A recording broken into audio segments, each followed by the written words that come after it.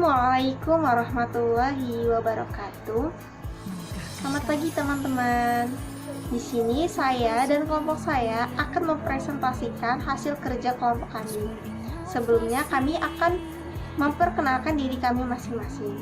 Kami dari jurusan Sistem Informasi kelas 2 SIP1, mata kuliah Interaksi Manusia dan Komputer, dan dosen pengampu kami yaitu Pak Indra Eskop MTI.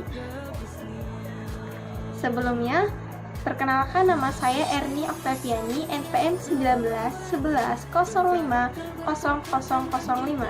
kelas 2 SIP1, dan saya ditemani oleh teman saya yaitu Perkenalkan, nama saya Lukmanul Ihsani, NPM 1911050012,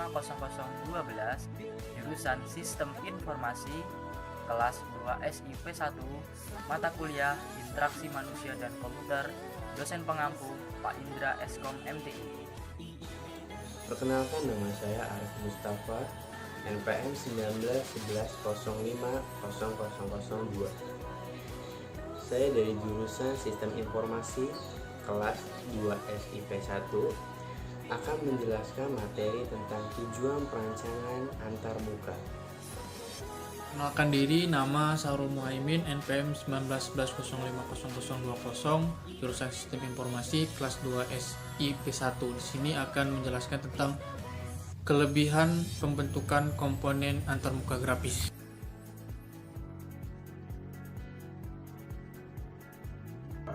Di sini kita akan membahas tentang pembuatan komponen antarmuka grafis.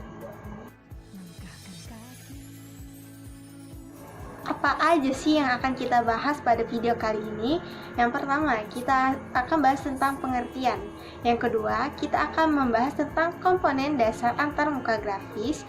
Yang ketiga, kita akan membahas tentang tujuan perancangan. Yang keempat, kita akan membahas tentang kelebihan dan kekurangan, dan yang terakhir kita akan membahas tentang kesimpulan. Apa sih pengertian dari komponen antarmuka grafis? Komponen antarmuka grafis yaitu adalah bentuk-bentuk tampilan antarmuka yang dipakai pada paket-paket program aplikasi, baik yang bekerja pada mode teks maupun mode grafik. Nah, berikut ini merupakan ilustrasi interaksi manusia dengan komputer. Di tengah-tengah itu merupakan antarmuka. Di sini kita akan menjelaskan tentang pembuatan antarmuka grafis. Kenapa sih kita harus membangun komponen antarmuka grafis? Karena komponen antarmuka grafis itu bertujuan untuk memenuhi salah satu kriteria interaksi antara manusia dan komputer, yakni agar mendapat perhatian pengguna kepada program aplikasi yang dibuat. Tentunya, sebuah program aplikasi haruslah mempunyai tampilan yang menarik perhatian pengguna. Kenapa harus menarik perhatian pengguna? Karena agar pengguna lebih nyaman menggunakan program aplikasi yang kita buat dan lebih menarik agar mereka tertarik dengan program aplikasi yang kita buat. Oke, di sini saya akan mencoba menjelaskan sedikit mengenai materi komponen dasar antarmuka grafis.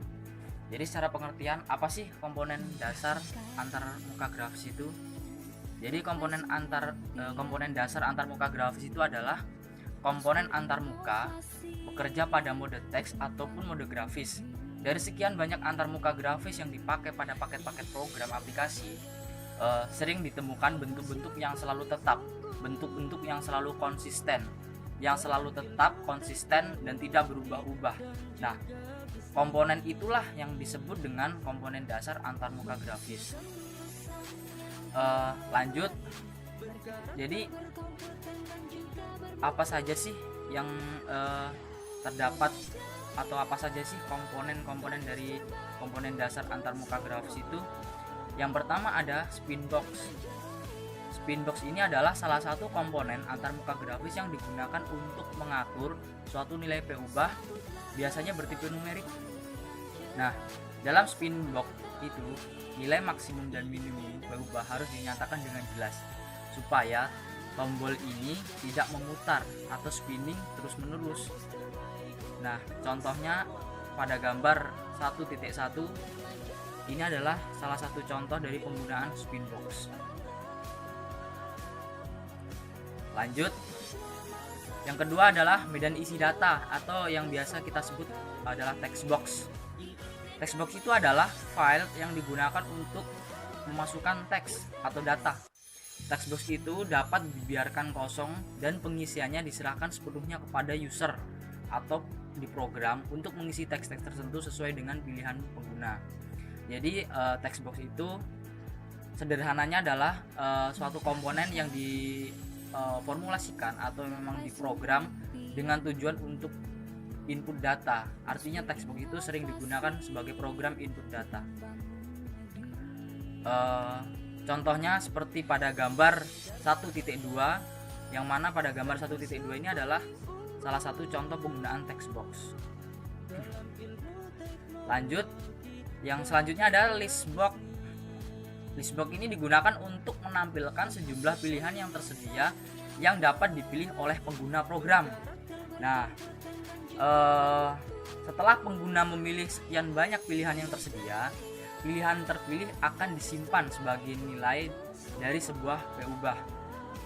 Ada yang memiliki kemiripan dengan list box, yaitu adalah combo box, tetapi memiliki perbedaan dalam penampilan. Pada list box, beberapa pilihan dapat dilihat langsung oleh pengguna, sementara pada combo box, pilihan yang ada tidak akan terlihat kecuali pengguna menekan tombol anak panah yang melekat pada tombol combo box itu.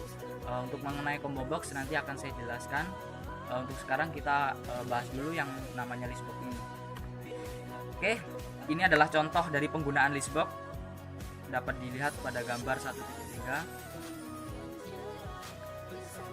Kemudian selanjutnya ada checkbox.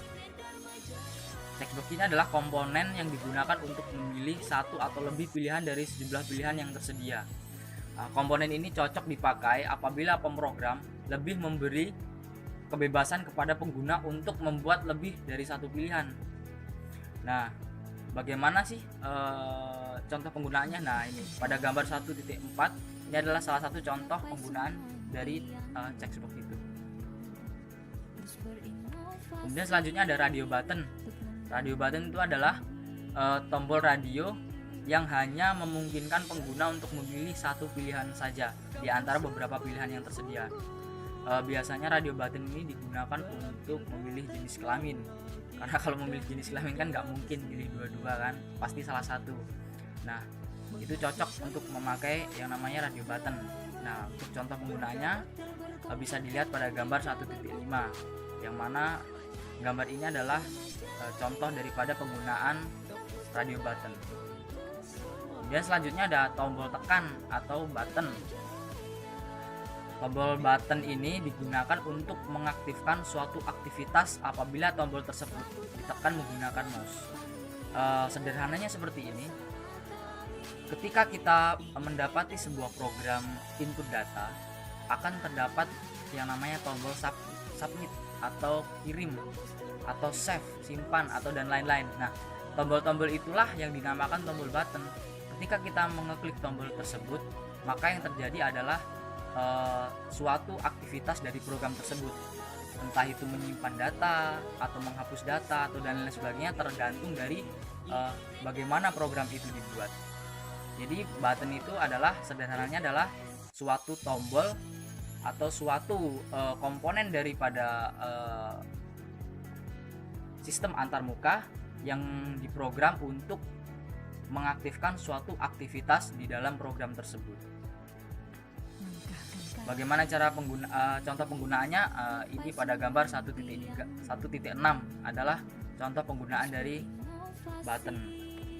Oke, selanjutnya ada label box. Label box ini digunakan untuk memberikan komentar atau memberi nama pada masing-masing komponen antarmuka grafis. Untuk contoh penggunaannya seperti pada gambar 1.7 ini. Ini adalah salah satu contoh penggunaan dari label box. Ada ID peminjaman, nama, alamat, judul, pengarang, dan lain-lain, tergantung seperti apa program itu kita buat. Oke, selanjutnya ada combo box.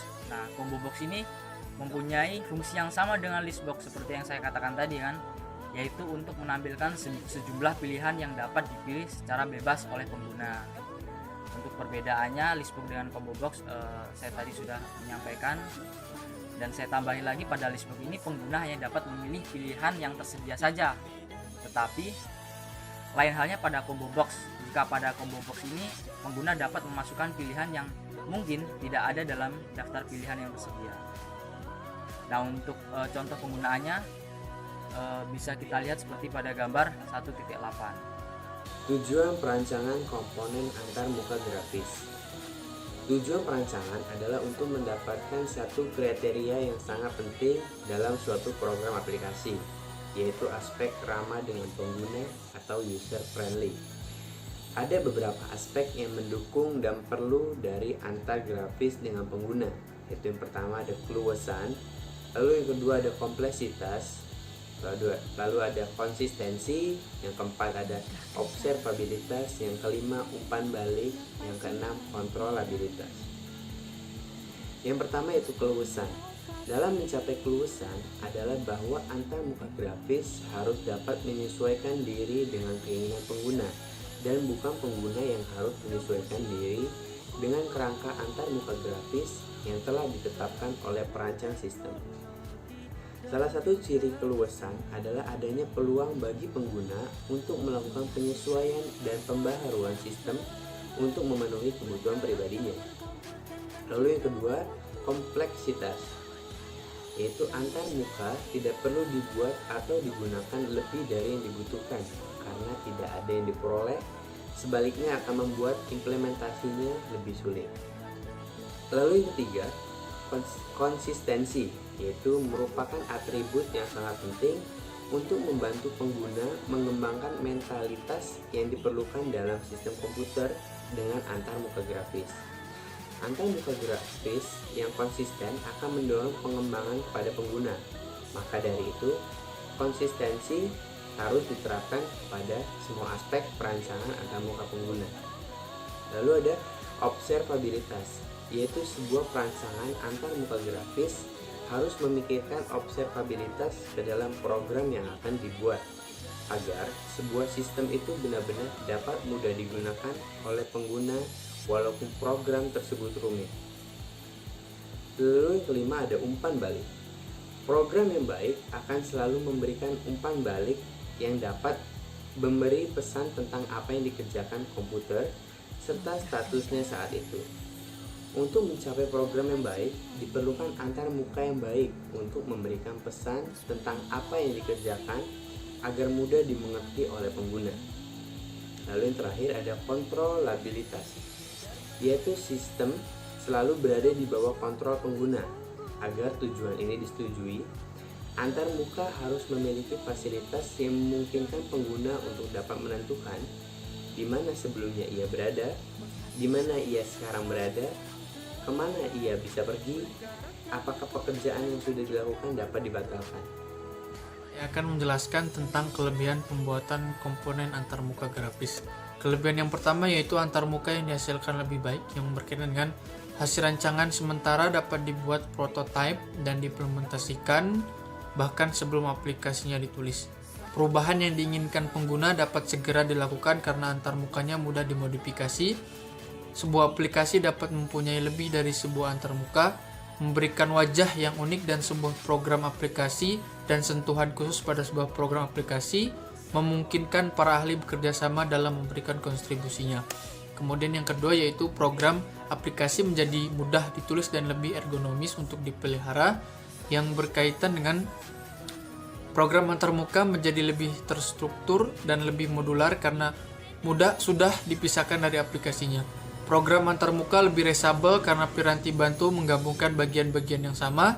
Spesifikasi antarmuka menjadi lebih mudah dinyatakan, divalidasi dan dievaluasi serta dimodifikasi. Kehandalan antarmuka menjadi lebih tinggi karena program dibangkitkan secara otomatis. Oke, kita bisa menarik kesimpulan dari penjelasan teman-teman saya tadi dan saya bahwa komponen antarmuka grafis adalah bentuk-bentuk tampilan yang dapat dilihat dan umumnya bersifat tetap yang selalu digunakan pada sebuah program aplikasi komputer. Komponen antarmuka grafis bertujuan untuk memenuhi salah satu kriteria interaksi manusia dengan komputer, yakni agar mendapat perhatian pengguna kepada program aplikasi yang dibuatnya. Tentunya, sebuah program aplikasi haruslah mempunyai tampilan yang menarik perhatian pengguna, agar pengguna kita lebih nyaman dan aman menggunakan program aplikasi yang kita buat nantinya. Oke, cukup sekian dan terima kasih atas perhatiannya. Apabila teman-teman semua memiliki saran tentang materi yang kita sampaikan ataupun tentang video kami, bisa mengisi kolom komentar di bawah ini. Cukup sekian dan terima kasih. Apabila ada salah kata, kami minta maaf. Wassalamualaikum warahmatullahi wabarakatuh.